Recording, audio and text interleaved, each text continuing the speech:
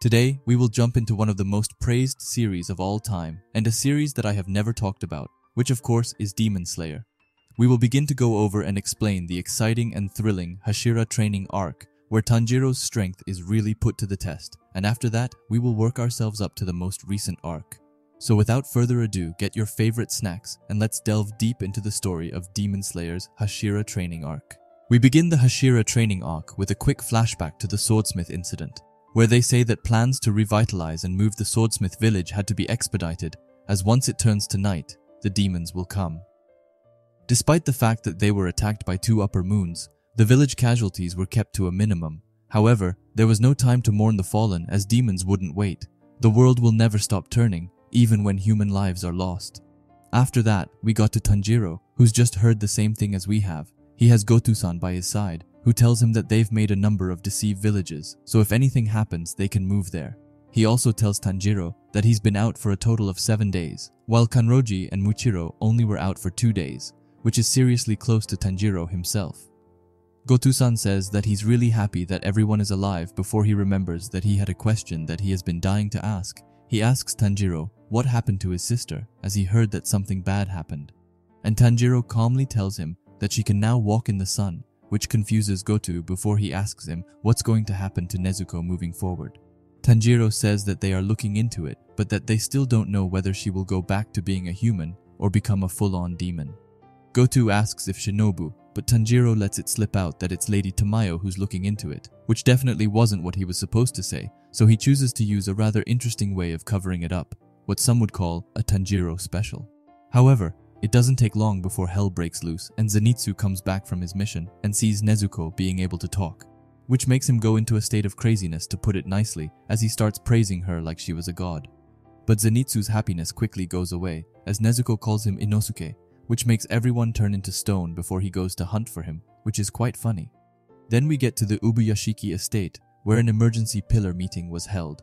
The wind pillar, Shinuzagawa Sanemi, says that he envies Kanroji and Muichiro for pumping into an upper moon, where the snake pillar, Iguro Obanai, instead asks them if they are alright. Kanroji tells him that she's feeling a lot better while Muichiro still isn't at his full strength. The rock pillar Himejima Jume says that if they lose any more pillars, then they will be in big trouble. But he also says that defeating 2 upper moons without any casualties is a big achievement. However, it doesn't take long before someone enters, and it's Ubuyashiki Amane who's come in place of Kagaya.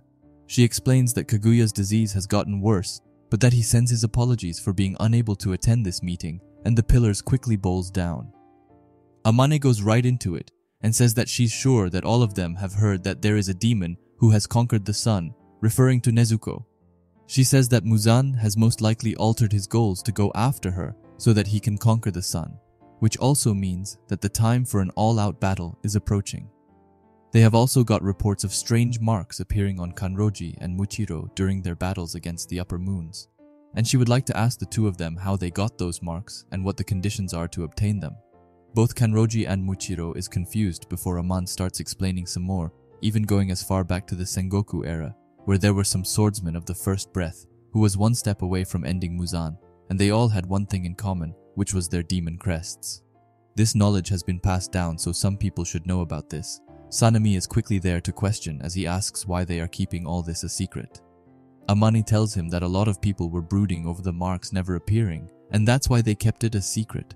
A lot of information about the marks became hazy with time, maybe because it was never laid out in stone back then, and the demon hunters were on the verge of annihilation countless times, so perhaps the succession died out at some point. However, they have one piece of consistent knowledge about them, which is that once one person has that mark on them, it starts spreading to others as if they're resonating. And as of now, the person who first had this mark was not any of the pillars here, as it was Tanjiro who had it first.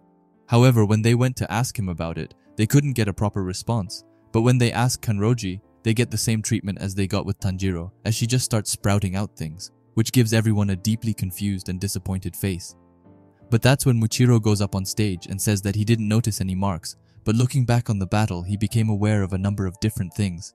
He tells them that he couldn't move during the battle because of the poison, and he was trying to use his breaths to try and delay the poison from circulating through his bloodstream when a boy who nearly lost his life came to help him and also gave him back his memories. After that, he got so angry that he lost complete control of his emotions, So much so that his heart rate went over 200 BPM and his body temperature went over 39 degrees, which shocks everyone, and Shinobu even asks if he can move in that condition. Even so, Muichiro says that he thinks that it can be used as a screening test, which is if they will die or not, which probably is the difference between those who have the mark and those who have not. Sanemi right off the bat says that it's simple, and Giyu comes in with a slick comment, saying that he envies those who can call this simple, but when Sanemi confronts him about it, he is quiet, which I found way too funny. Anyway, Shinobu says that getting the marks to appear will be their top priority, but it doesn't fully stop there, as Amane has one more thing to ask. She tells them that those who have manifested the mark must participate, no matter who it has appeared for, and that there will be no exceptions. But we don't get to know much more as she just leaves. They are about to discuss their future plans when Giyu goes up and is about to leave. They all question him, but he says that he isn't like them and tries to leave before Sanemi goes up and tries to stop him. However, Gyumei already one step ahead as he demands them to take a seat and says that he's got a proposition. We then leave the pillars and go to the butterfly estate meant where Haganezuka has come to Tanjiro, while looking a bit strange to put it lightly. Anyway, he gives Tanjiro his sword, with of course Rengoku's hilt with it. He looks at the blade with an astonishing look and says that there is a different depth of black. Haganezuka tells him that the steel is of very good quality and that the previous wielder must have been a very strong swordsman. He says that the swordsmith who forged this blade made it to destroy all the demons, and he didn't even leave a single clue about his identity, and that there was nothing but a character saying destruction. Tanjiro is a bit confused and says that he doesn't think that he say the character the last time he used it, which starts Haganezuka's rage mode as he starts insulting Tanjiro. You know, just the usual. Goto tries to help a bit and says Tanjiro himself got badly hurt, which only makes it worse for Tanjiro. Anyway, he leaves and Goto is amazed at how intense he is, but Tanjiro says that he was pretty mild today, which is just mind-blowing. After that, they hear a voice and it's Genya who asks them how long they will talk, and that he's trying to rest. Tanjiro apologizes and says that they are done now. But he was so wrong as Inosuke comes crashing through the window. He screams that they are gonna have a super hard training session and that lots of people are coming to train together. Tanjiro is curious while Genya just wants it to end right away. We then get to learn that a special training session began, which was called the Pillar Training. Those who ranked lower than the pillars trained with them one by one. Usually the pillars would only train their successors, and no one else due to their busy schedules. But since Nezuko conquered the sun, the demons suddenly stopped appearing, calling it the calm before the storm. Zenitsu was the one to break this news to Tanjiro, who says that it was amazing. However, Zenitsu doesn't quite agree, as he says that it's horrible, and says that Tanjiro is lucky that he has his bones still broken. As Zenitsu leaves, Tanjiro thanks him and says that the lighting breathing trick that Zenitsu taught him before really helped him out. But Zenitsu responds with a scary face as he asks Tanjiro if he thought that it would make him feel any better. After that, a crow comes flying into Tanjiro's head with a letter from Oyakata. However, before we get to learn what was in the letter, we get to Uzui, who is in an intense training session and kind of harasses the Demon Slayer Corps, but whatever, I will turn a blind eye to that. We then get to learn the training schedule, which consists of Uzui first doing initial hazing via basic stamina training. After that comes Kanroji with her flexibility training, followed by Muichiro's movement training. After that comes Obanai, who focuses on sword skill revision, which follows by Sanemi's infinite pounding training and Gyumei's muscle reinforcement training. This works in both ways as the pillars get to improve by facing waves upon waves of swordsmen. If anyone's heart rate and temperature get high enough for the mark to appear, then everyone wins. And for those who already have the mark will train so they can continuously stay in the marked state, with everyone preparing for the upcoming fight. Well, everyone except for Giyu. Giyu is sitting in peace before Tanjiro comes in to disturb him. Tanjiro tells him that he will be allowed to return to duty in 7 days and asks for Giyu to train him, but he denies it. Tanjiro can smell that he's mad and asks why. Giyu says that he's mad because he didn't master the breath of water that he needs to become the water pillar. Tanjiro apologizes and says that it's not rare to change breaths or create an offshoot of one. However, that isn't what Giyu is talking about, as he says that someone has to be the water pillar right now, as the water pillar seat is vacant. Tanjiro is confused and asks if Giyu isn't the water pillar, but he gets up and says that he's not and asks Tanjiro to go away. After that, we learn what Kagaya had to say to Tanjiro. He told Tanjiro that right now he can't move. However, he needs to talk to Giyu. Kagaya wants everyone to work hard as one, and he would like for Giyu to stop turning his back on all of them, and leaves it with Tanjiro to have a serious talk with Giyu. Tanjiro kept on talking about dull things with Giyu all afternoon and night, and Giyu was starting to get tired of it, which led to him giving up on the fourth day.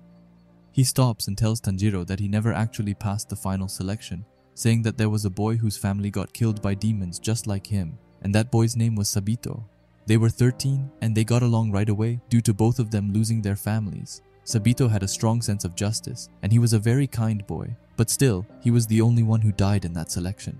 Sabito pretty much single-handedly defeated every demon on that mountain, and everyone aside from Sabito got accepted in that selection. But Giyu was injured by a demon who attacked him at the beginning, so he was starting to fade out, which was when Sabito came and saved him by entrusting him to another boy, then went to help another voice crying for help. When he came back, the election was over, and he was selected for surviving the 7 days. But he's still a human who couldn't beat a single demon and was bailed out, so can he really say that he passed? Giyu says that he isn't worthy of becoming a water pillar. He isn't worthy of standing with the other pillars as equals, as he isn't like them. Tanjiro starts crying and Giyu starts walking again, telling Tanjiro to take the pillar training and that Giyu himself will never get the mark, but that Sabito probably would have gotten it, and he tells Tanjiro to stop concerning himself with him anymore, as it's a waste of time. As Giyu is leaving, Tanjiro thinks that Giyu thinks that his death would be a good thing. Tanjiro very well knows how much that hurts, and how you want someone precious to you to survive longer than you do. And if that person dies earlier or dies protecting you, then it feels like your flesh is being gouged out. Sabito, the boy who trained Tanjiro in the Misty Mountains, it was definitely a weird experience for him that two people who were already dead saved his life. But he now sees how amazing Sabito was, as he managed to save everyone in his selection, which Tanjiro was unable to do, even struggling to protect himself. Saying that if Sabito was alive, then he would definitely be an outstanding swordsman, which is probably why Giyu thinks that his death would be a good thing. Tanjiro finally get it, as he felt the same way with Rengoku. He risked his life to protect them and lost it. Tanjiro thought that it would have been better if he had died instead of Rengoku, and that he maybe would be the one to eventually beat Muzan, but Inosuke was there to ensure Tanjiro that Rengoku believe him them. Even so, he has no idea what to say to Giyu. No matter how ashamed or embarrassed you are, you have to stay alive. Giyu might not accept it, but he is currently a pillar, and no matter how much you badmouth yourself and no matter how much you remind yourself of painful days, at the end of the day, Tanjiro knows close to nothing about Giyu, so he can't blame him. However, there is one thing that he really wants to ask him, which is that whatever Sabito entrusted to him is keeping the two of them together. Tanjiro's words make Giyu stop with a shocked look on his face as he thinks back to when Sabito was lecturing him. Sabito tells him never to say that he would be better off dying, and if he does, then they are done being friends. He stands before Giyu and says that his sister was supposed to get married the next day, and despite knowing that, she hid him from the demons and protected him. It's an insult to his sister to say that he has nobody else. Giyu can't die ever, as his sister's life and the future left him on his shoulders. Giyu thinks that he can clearly remember the impact and pain of getting slapped by Sabito, and how he could forget about that, and that the exchange he made with Sabito is what's important. Well, it was because he didn't want to remember. His tears just wouldn't stop. Whenever he remembered, he got so sad. Giyu apologizes to both Sabito and his sister for being so immature. However, on the other hand, Tanjiro has no idea what is going on and is afraid that he said something wrong. He thinks that Giyu was already sulking a whole lot and that he might have given him the final blow. But then, it clicks for Tanjiro, as he thinks that the best option is to have a speed eating contest and that Giyu might feel better if he let him win. However, things don't really turn out that way, as Giyu turns around and apologizes to Tanjiro and says that he will continue his training, but Tanjiro just asks him to have a speed eating contest. After that, we get to Shinobu, who is really mad, so she goes to her sister's grave to calm down. But just then, Kanao comes and asks her if she can train with her after she is done with the wind pillar. However, Shinobu shuts her down and instead tells her to come. Kanao tells her that she really wants to train together, which makes Shinobu smile as she tells Kanao that she has really turned around and that she is now being honest about her feelings. But after that, she goes into serious stuff as she is going to tell her about the demon who killed her sister and how to kill it. We then leave the sisters and go to Tamayo, who has a crow coming to her. The crow introduces himself as Kagaya's messenger. He ensures her that he isn't planning any harm and that he has just come to her with a proposal. He tells her that there's someone among the demon hunters who are well versed in demon physiology. They would like them to join forces and combine their efforts and research, telling her straight up that she can work with them to defeat Muzan, and asks her to come to the Ubuyashiki estate, which shocks her as she is a demon. After that, we get back to Tanjiro, who is now fully recovered and gets to join in on the training.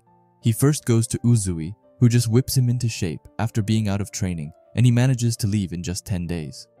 After that, we go to Muichiro, who has an intense battle against Tanjiro to see his body condition, which was in tip-top shape, and he can leave after just 5 days. However, the ones who's been there for around 2 weeks don't quite get the same treatment. He then arrives at Kanroji, who makes her students wear embarrassing dresses while forcing them to dance non-stop to the beat, and also kind of crushes their bones. He quickly gets to move on from there and goes to Obanai, who is a mix of angry and jealous at Tanjiro, as he's heard that he and Kanroji have been spending some fun time together, which makes him have a grudge against Tanjiro right from the start. But it all goes psycho when they enter the training field, where he says a bunch of Demon Slayer members just hanging onto pillars, and Tanjiro's mission is to swing his sword while avoiding the members. Tanjiro quickly asks if the members who are tied up have committed any crimes, and Obanai tells him that they have. All of them have committed crimes of weakness, the crime of forgetting, the crime of taking their time, and lastly crime of annoying him. And with that, the world's most frightening training began. Even though Tanjiro was using a wooden sword, hitting these people would hurt them badly, and Obanai's attacks while weaving through these poor swordsmen. Not only that, but Obanai's sword skill involves bending his sword in strange ways. He's holding the same sword as Tanjiro, so how can he bend his sword like that? His attacks slither through the tiniest of cracks and reach him, truly acting like a snake. And if that wasn't bad enough, when Tanjiro tried to go through the crevices to attack, he could hear their voices, which made him anxious like never before. But even with all that, he managed to pass it after 4 days. Obanai sent Tanjiro on his way, but also told him to never talk casually with Kanroji again. And Tanjiro left sad, as he was hated to the very end. After that, he heads to Sanemi's dojo, but on his way, he meets with Zenitsu, who begs him to hide him or just get him out of it. But suddenly someone grabs his head, and it's Sanemi who's come with a very scary look to him, telling Zenitsu to go back or he will slaughter him. Sanemi's training is pretty simple. It's just him beating you down as he slashes at you non-stop. There's no resting until you either vomit or faint. But he was especially hard on Tanjiro, and if Tanjiro let his guard down just once, he would end up so bad that his injuries would open again. Tanjiro's face is totally smashed, and this is only day 1, but suddenly he hears Genya's voice, who tells Sanemi that he wants to talk about something. But Sanemi has a fierce look as he tells him that he has no brother. He tells him not to talk to him so buddy. But not only that, as he tells Genya to leave the demon hunters as he has no talent or breathing style, Sanemi is walking away when Genya tells him to stop and says that he's always wanted to apologize. And I love how supportive Tanjiro is from the side. Anyway, Sanemi tells him that he doesn't give a shit about that. However, Genya tells him that he even ate demons so he could fight. This freezes Sanemi before he goes into a rampaging mood as he sprints to Genya and is just about to poke his eyes out, if it weren't for Tanjiro, who came just in time and managed to throw Genya to the outside, where Zenitsu is trying to sneak off once again.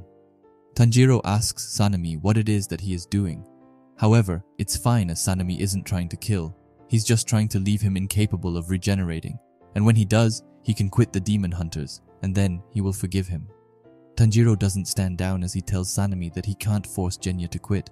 Sanemi said that he doesn't have a brother, but he still speaks as if Genya had a choice. It doesn't matter if he has talent or not, as he's still risking his life to fight demons, and he screams at Sanemi that he won't let him harm Genya. But that doesn't make it any better, as he says that he will start by incapacitating Tanjiro as he goes, and gives him multiple hard punches against Tanjiro's body.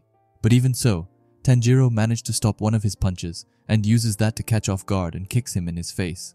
But that doesn't last for long as Sanemi goes right back into attack mode, as he seriously threatens Tanjiro's life now. Genya tries to speak some sense into him, but Zenitsu takes his hand and runs off. However, Zenitsu bad-mouthed Sanemi, which gets him a hefty right hook by Genya. After that, everything turned into a mess, and the chaos continued all the way to the evening.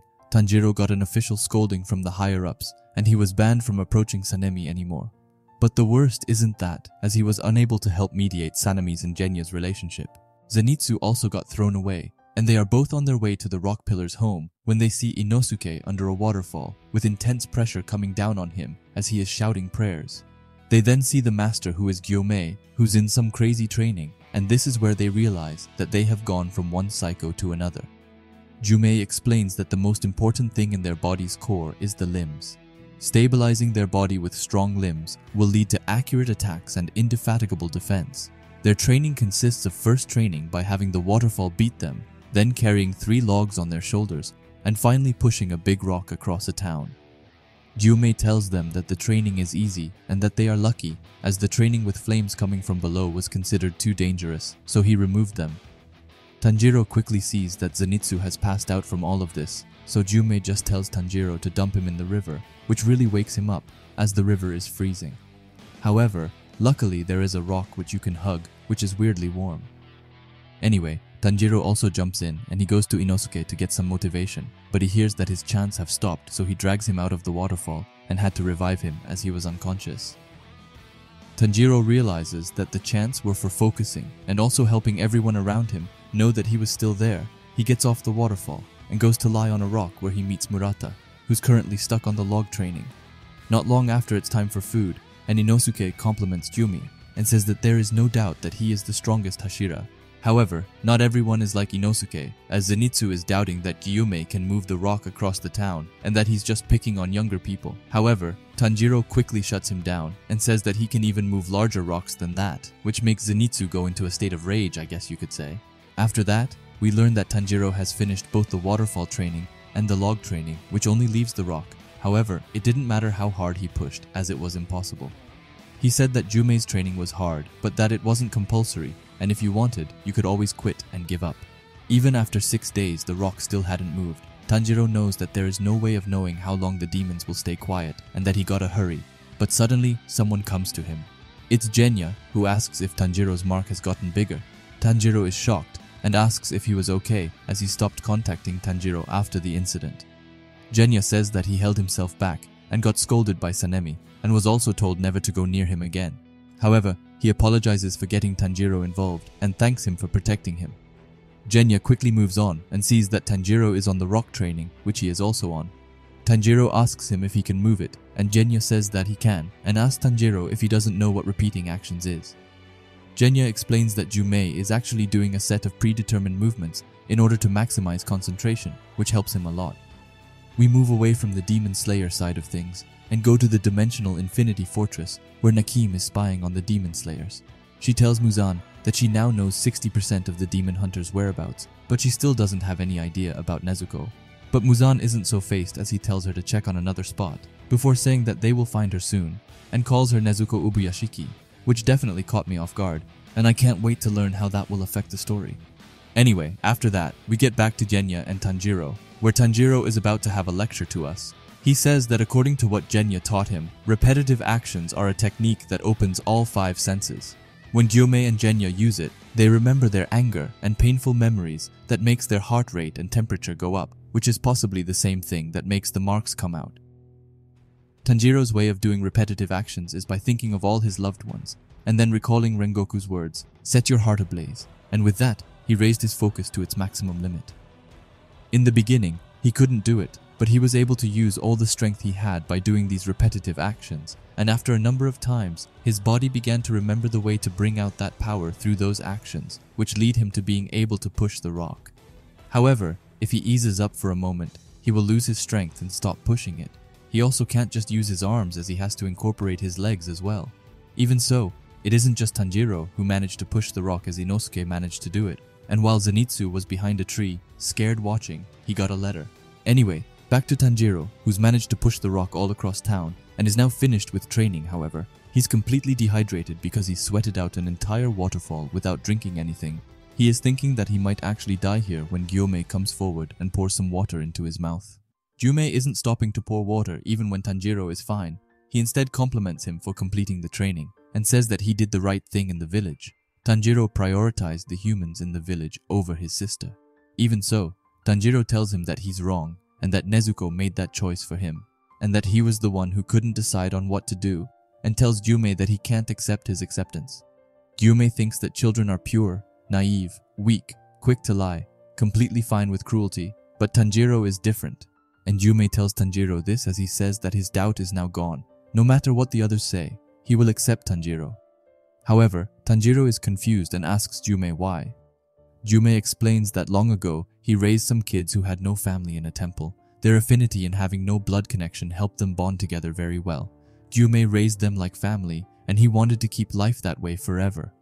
But then one night, a kid who disobeyed the temple rules and didn't come back after the sunset ran into a demon, In order to save himself, he told the demon to eat Jume and the 8 kids at the temple. In the area where they lived in, the threat of demons was very well known, and Jume always burned wisteria incense at night. But that kid put out all the wisteria incense and invited the demon into the temple, which leads to 4 kids being killed immediately. Jume tried his best to protect the other 4, but 3 of them didn't listen to their words. Back then, he didn't eat a lot, so he was skinny and weak, and his voice was soft, so he couldn't shout loudly, not to mention that he was blind. The only one who listened to Jume was the youngest child. She hid behind him, and the other 3 kids didn't stay behind him and ran to their immediate death. After that, he fought all he could to protect the youngest. He punched the hell out of the demon, and for the first time in his life, he used his fists with full force, and he had a frightening amount of power. If Jume never got attacked by that demon, he would have lived his entire life not knowing he was strong. But the price wasn't easy to pay, as he lost a mountain of things that night. Even so, he managed to protect the youngest child, who just blatantly lied when people came to help. She told them that Jume killed everyone, and I will never forgive her for that. However, the only thing he wanted from her was for her to thank him for protecting her. He wanted her to thank him for fighting on her behalf, and if she had said that one thing, he would have been saved. But kids have their hands full with thinking for themselves, which left Gyume as the imprisoned and charged with murder. If Kaguya hadn't come, he would have been executed. But ever since then, he has come to harbor deep doubts and suspicions, and he of course had those against Tanjiro first. No matter how virtuous a person is, once you get pushed into a corner, your true nature will come out. But Tanjiro never ran. He never turned away and stayed honest and never lied. It's something so simple, but only a few people are able to do that in every situation they face. Jume is able to say this after having seen many humans with his heart's eye. He says that every person had an uncertain future, but that he will help Tanjiro from now on so that he doesn't take a wrong turn in life. Tanjiro starts crying and thanks Jume, and he just places his hand on Tanjiro's head, creating a beautiful moment that even gets Jume to smile. After that, we get to Genya, who says that Gyuemi is a pretty good person in his own right. Despite the fact that Genya has no talents, Jume decided to make him his disciple due to him eating demons, which is pretty cool. Tanjiro asks Genya if he wants to follow him, as he is going to meet with Giyu soon, but he says that he's still on the boulder training. After that, Tanjiro leaves but goes to Zenitsu first and asks if he is done with the boulder training. However, Zenitsu says that he isn't. Tanjiro says that he is going ahead and asks if Zenitsu is okay. Zenitsu wishes him good luck and says that he's finally come to terms with what he has to do and has an intense look on his face as he says that this is something that he really has to do. Tanjiro goes to Giyu, only to see him and Sanemi face off against each other. Sanemi starts off by using his Breath of Wind first form, the deer-skinning cyclone technique which snaps a bit of Giyu's sword off. Sanemi is putting in a heavy amount of attacks against Giyu before he takes out his Breath of Water fourth form, the striking tide which Sanemi unfortunately is able to avoid. Sanemi jumps up in the sky and is about to attack Giyu from behind. He takes out his Breath of Wind 5th form, Winter Gale, but Giyu also takes out his Breath of Water 7th form, Piercing Raindrop. This joint attack makes both of their wooden swords break, and they are just about to go into a fist fight when Tanjiro comes and breaks it up, which ends up with Tanjiro getting a punch to the face. Tanjiro wakes up from the punch, and Giyu tells him that Sanemi has already stormed off. Tanjiro asks him why they were fighting, and Giyu explains that it's a part of their pillar training, where every pillar takes part in each other's training. The night has come around, and Sanemi is walking down the stairs when he sees something weird in the bushes, and he grabs Nakim's spying eye. However, that's not even the most interesting part, as we get to the Ubuyashiki household, where Muzan has just entered and is greeted by a sick Kaguya. And that was the entire Hashira training arc. This arc was honestly really interesting, as we got to know the Hashira a lot more in this arc, especially the ones that we have known little about, like Jume for example. Not to mention the crazy ending with Muzan entering the Ubuyashiki estate, which I can't wait to see what happens from that, and if this is the start of the full-out war.